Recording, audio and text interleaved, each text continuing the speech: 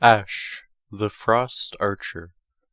Ashe hails from the northern Freljord, where brutal tribe raids and inter-clan warfare are as much a part of the landscape as the scream of the frozen winds and the unyielding cold of the tundra. The only child of Grenna, the matriarchal chieftain of the tiny Avarosan tribe, Ashe was Iceborn, a member of the warrior caste, gifted with an ancestral connection to the magic of her lands, and the rare ability to wield the power of true ice. Everyone assumed that Ashe would follow her mother as the tribe's next leader. However, this was never a glory Ashe desired. The grim responsibility of her warlike lineage and extraordinary gifts instead left Ashe feeling isolated, burdened, and alone.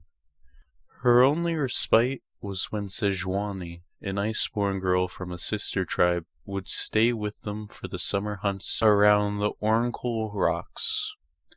The girls' friendship defined their childhoods, but was cut short just as they reached their teens. Somehow, Grenna had offended Sejuani's grandmother, and the fellowship between their tribes ended suddenly. Soon after, with their youth fading, Ashe's mother began her lifelong quest for the throne of Avarosa, a supposed hoard of treasures and magical items that she hoped would return her people to greatness. But Grenna's belief in prophecy and legends led her to take risks, which often left her tribe enfeebled. Finally, during a dangerous and unnecessary raid in another tribe's lands, Grenna was killed. Her sudden death left young Ashe on the run, while most of her tribe was wiped out. Alone, pursued, Ashe followed her mother's last map to a deserted glacier where she found the supposed grave of Avarosa and her magical bow of true ice. Ashe used the weapon to avenge her mother's death, then turned west. Whether it was out of duty or loneliness, Ashe gained a reputation by protecting the many scattered hearthbound tribes she encountered. She spurned the custom of talking thralls, and instead chose to adopt these desperate people as full members of her new tribe, and her fame grew quickly. Soon, many began to believe that she did not just carry the weapon of Avarosa.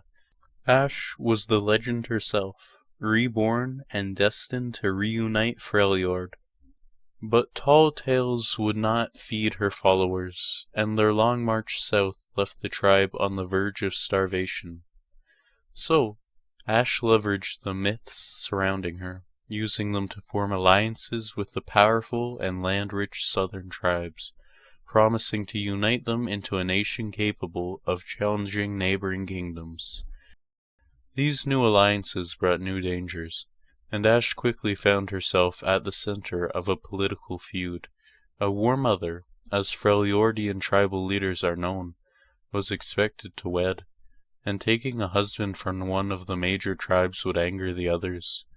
Ashe could take several husbands, but this would only bring the conflict to a boil within her own household, and the ensuing bloodshed would shatter the alliances she had fought to build.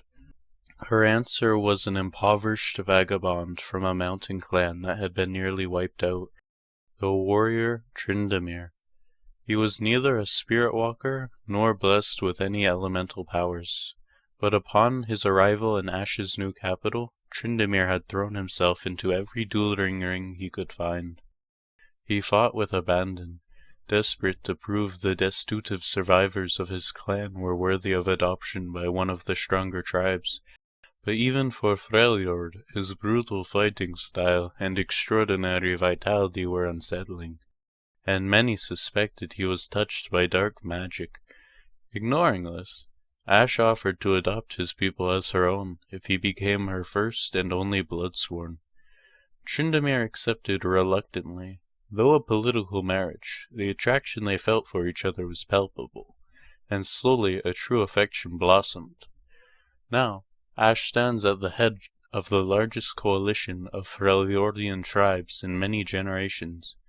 Even so, the unity she would bring rests upon an uneasy peace threatened by internal intrigues, foreign powers, the growing violent horde of the winter's claw, and a supposed destiny that Ashe must at least pretend to believe.